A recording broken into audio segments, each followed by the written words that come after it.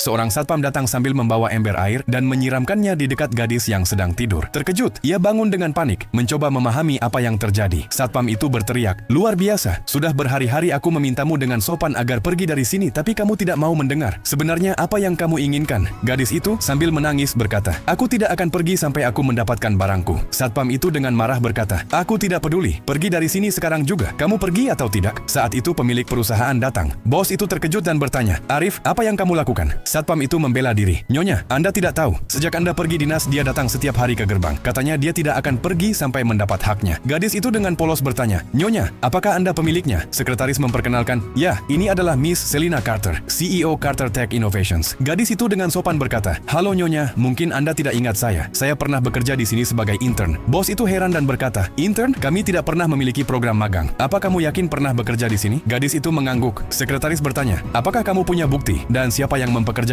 Gadis itu dengan tegas berkata, "Nyonya, untuk apa saya berbohong? Saya meminta gaji 4 bulan saya kepada manajer Anda, Tuan Gomez. Tetapi dia berhenti membalas. Saya membuat banyak rencana proyek untuk perusahaan ini. Jika Anda mau, saya bisa menunjukkan semuanya di ponsel saya." Ia menyerahkan ponselnya kepada sekretaris. Bos memeriksa dokumen dengan teliti dan mengembalikan ponsel itu sambil berkata, "Jangan khawatir, saya akan menyelesaikan masalah ini." Gadis itu mengangguk bersyukur. Bos segera memanggil manajer Gomez ke kantor dan melihat gadis itu menggigil, lalu meminta sekretaris untuk mengambilkan sweater hangat. Sekretaris membantunya dan membawanya masuk. Di dalam kantor, bos dengan lembut berkata, "Silakan duduk." Gadis itu duduk, masih bersin-bersin. Bos bertanya, "Kenapa kamu bekerja 4 bulan tanpa gaji?" Gadis itu perlahan berkata, "Awalnya saya tidak sadar kalau saya tidak menerima gaji. Saat saya bertanya, manajer bilang 2 bulan pertama akan dibayar sekaligus. Lalu dia terus menunda. Pada bulan keempat ketika saya menagih lagi, dia berkata agar saya tidak kembali. Ayah saya di rumah sakit dan biayanya sangat mahal. Saya hanya datang untuk mengambil upah hasil kerja saya." Bos menghiburnya, "Jangan menangis. Jika ceritamu benar, kamu pasti mendapat keadilan. Apakah kamu mengenali rencana proyek ini?" Gadis itu melihat berkas-berkas dan berkata, "Ya Nyonya, saya yang membuatnya." Bos dengan serius bertanya, "Jika itu benar, bisakah kamu menjelaskannya sekarang?" Gadis itu dengan percaya diri berkata, "Ya Nyonya, saya ingat setiap detailnya." Ia menjelaskan seluruh proyek dengan lembut, persis seperti yang ia tulis. Bos terkesan dan berkata, "Kamu sangat berbakat." Saat itu manajer Gomez masuk, seperti biasa arogan.